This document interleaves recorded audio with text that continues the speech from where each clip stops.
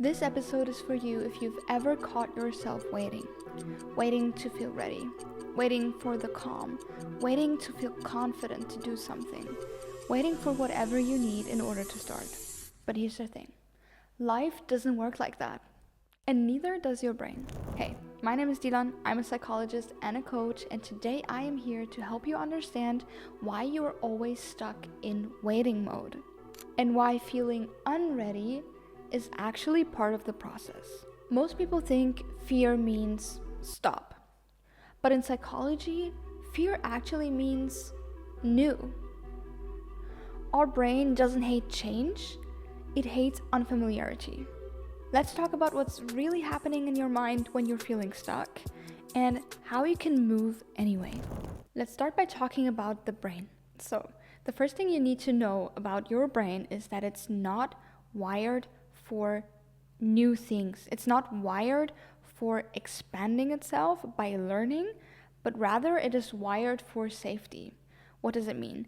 In evolution, our main focus was to survive. We wanted to stay alive. That was the main goal, because staying alive was way harder back then than it is for us now. So the human brain was made to look for the safest place to live, the safest people to stay with, the safest food to eat, the safest place to sleep, whatever felt safe, because safety meant survival. So we were not made to expand our brains, to try out new things. We do that now. That is our nature now, to innovate, to start the new project, to do something new, because time was just fast forwarded. Now innovation is key for us to evolve. But back then, safety was key. Because of our history as a human, what happens when we experience something new, whether it is a new situation in our jobs, whether it is a new food we try, whether it is a new place we visit, or a new city we move to, whenever we experience something new, it triggers a stress response in our brain. And if we look closer, we can see that a specific system in our brain, because our brain is not just one thing, it is made up of several areas, and each area has its own function, its own task, and there's one area or one system within an area which is called the limbic system. Here you can find our emotions, our memories, because the limbic system is just so crucial to forming and consolidating our memories, and our survival instinct. And when we have this trigger, the new thing, the limbic system starts going crazy. It goes active. It goes into alarm mode because, as I said, new things trigger the stress response. And if we zoom in a little bit further, inside of the limbic system, there's one specific thing called the amygdala. It's a tiny little spot, you could say, but it's so powerful because the amygdala is what controls, or rather manages, emotions like fear, anger, and all of that stuff that is always happening within the amygdala. So as the brain's personal alarm system, the amygdala's job is to just be active whenever we detect danger, basically. Just like an alarm system in real life, in your house. It has this siren going off, this signal going off when we feel that we are in danger, even if the danger is of an emotional kind. So even if the danger is emotional and not physical. So we do not have to be in actual physical danger for this alarm system to go off. So what does that mean? It means that even positive change, like starting the business, falling in love, or setting a boundary, all of these things that we actually could call positive changes in life, trigger the same response. They trigger our alarm system to go off because they are seen as a threat. And in the first step, there's nothing you could or should do about it, because that's just how your brain and my brain is wired. The first step is to understand that. What do I mean by stress response? What happens in this response? So it's just a chain reaction basically, because once the amygdala detects danger in any way, even if we're not in real danger, even if we have a new exciting idea, it could be enough for us to get the alarm system going. When that happens and the alarm system is turned on, what happens is the amygdala sends an SOS throughout the body. So what happens? There are hormones like cortisol or adrenaline that are free to go. Like there's just like a splurge of hormones, and our body, you have different signs. Maybe your heart rate is going up, or you feel like your breathing gets faster and more shallow because it's up here and not down in the stomach where it should be when you're relaxed. Maybe your muscles tense up. So you feel the signs once you're stressed, because the body does that to get us ready to either fight, run, or freeze. So when you want to do something new, your body might respond in a way that makes it feel wrong. Like I said, maybe it just feels uncomfortable because your body's actually in distress. Even if the new thing you want to try is a good thing. So just know that it is an automated process. It is just there because we are wired for survival. If anything new happens, our body or our brain, they first want us to be healthy and safe. And because we have learned that the fight, flight, freeze response is just what worked for us in the past, it still happens that way. So if you have that new idea, and if you feel you're getting tense or it feels wrong, just know that that is not fear of failure or anything else. It is just your survival system doing its job. Quick interruption, I just wanted to let you know that I have a few spots open for my one-on-one coaching right now. So if you feel like you want support navigating your own human experience, there's a link in the description for a 15-minute discovery call with me. We meet, we talk, we see if coaching is the right next step for you. Now, let's jump right back into the episode. Let's talk about confidence. Most people believe that confidence is a prerequisite, but actually, it's just a byproduct. Let me show you why. Psychologist Albert Bandura, this was in 1977. I wasn't even born, but he found out that in his theory of self-efficacy, he found out that confidence builds through mastery experiences.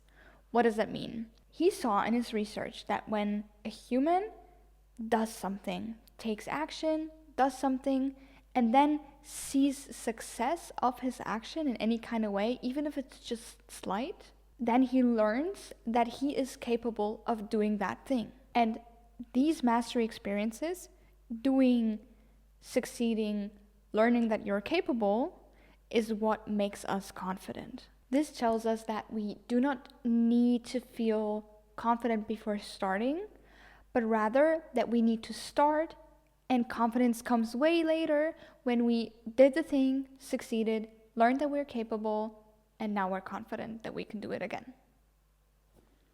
So confidence can only build through doing it afraid first.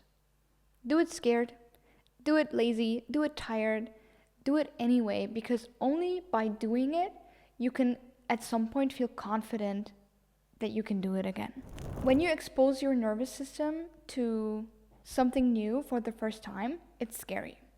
The more you expose your nervous system to that new thing or to new things, the less threatening it becomes. So I'm not trying to tell you don't do new things because it triggers stress response in your body. I'm trying to tell you, in order to feel confident at some point, in order to feel good about the thing at some point, you have to expose your nervous system to a new thing over and over and over again.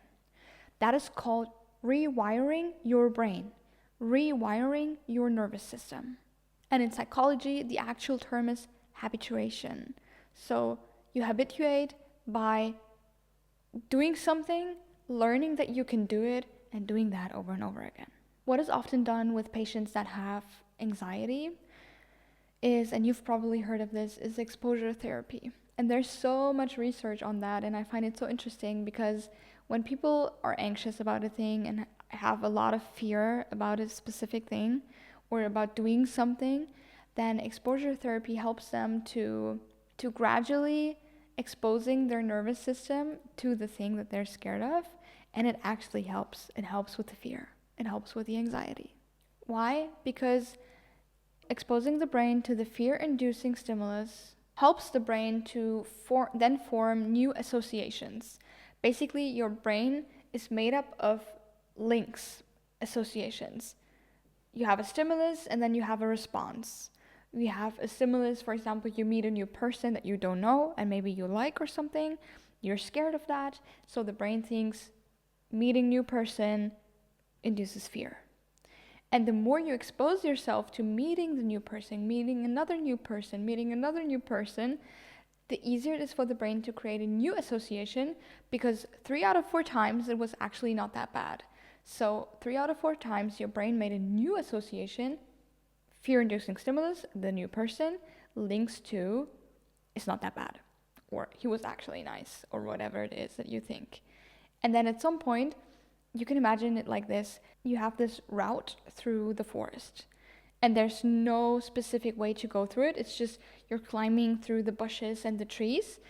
But the more you go that exact route, the more you expose yourself to go the exact same way, at some point, you're gonna build a road out of it because you've been there so many times. And at some point, you'll have a highway that goes the exact same route because you've been going over it again and again and again and again. That's exactly what happens in your brain. You form a new association by exposing yourself to the fear-inducing stimulus, and then at some point the association is so strong that the old association, which was linked to fear, is not the one you use anymore, because now you use the highway that you build. So yes, action plus repetition means less fear. It's not magic, it's a mathematical equation. Just act and repeat and learn that you're capable. You don't have to feel capable beforehand. You just learn it by doing it. This is where the shift starts. So if you've watched this far, congratulations. Now you know more than I feel like 75% of people out there. You have to make use of it. And so keep watching, because I have some actionable tips for you to do now that you know what you know. You don't have to shock your system. You don't have to expose yourself to spiders immediately if you're deadly scared of them. We don't want to shock the system. We want to find that one doable step to gradually expose ourselves to the fear-inducing stimulus, whatever that is, whatever you're scared to do right now because you don't feel confident yet. So what we want is we want to let our nervous system experience safety in that step, in that action that we're trying to do. And I only want you to do this one thing. It's super easy. Just one thing. Ask yourself, what is the next step I can do today? Not the biggest step, not the boldest step. Don't shock your system. Find that one doable step that you can safely do so you can slowly, gradually expose your nervous system to this new association. What does it mean? If you've wanted to film a YouTube video for a while, but you've been scared, or you don't feel capable enough, or you don't feel confident enough, I've been there. Film 30 seconds. Sit in front of your camera for 30 seconds instead of 30 minutes. Do a safe step for you. And only you can decide what that is. You cannot ask around. You cannot ask your partner, hey, what should I do? What is my next action? No. Only you can decide what your next safe step is, because only you know what your associations in your brain are and which new association makes sense to you, feels doable for you. So open the document, but leave it alone. Send a DM and then leave your chat. Write the draft, not the whole book. Whatever it is, one single thing you can do today. Okay, actually, I have another thing for you. This is optional, but it's as essential as the first thing that I told you. Celebrate the exposure and not the outcome. How? By tracking what you did. By tracking how you succeeded. Either you write it down, or you tell it to someone, or you write a text message to yourself, or you write it in your notes app. Whatever it is, just track it, document it, because this is crucial. Write down, I spoke up today. I raised my hand today. I write the DM today, I texted him or her today, I spoke to the camera for 30 seconds today, whatever the actionable step for you was, write it down. Why? Because our brains, they need evidence. They need proof. And by writing down the proof, the evidence that we did it, that we are capable, you help your brain to, again, strengthen the new association it wants to build. So celebrate the exposure, not the outcome. You don't need any more signs. This is it. You don't need to wait anymore. Don't wait to feel ready. Don't wait to feel confident or capable. This is it. This is the moment where you realize that fear isn't always a stop sign. Fear actually could mean that you're doing something right, that you're on your right path. The path is just new and unfamiliar, so get familiar with it. And go over the path again and again and again, until it feels familiar and you won't be scared anymore, I promise. And if you've come this far, I want to thank you from the bottom of my heart, because you make it possible for me to feel capable to do this. So thank you so much. Thank you for all your kind words, for all your eyes and ears that you're gifting me. And I hope you took something away today, and I will catch you in the next episode.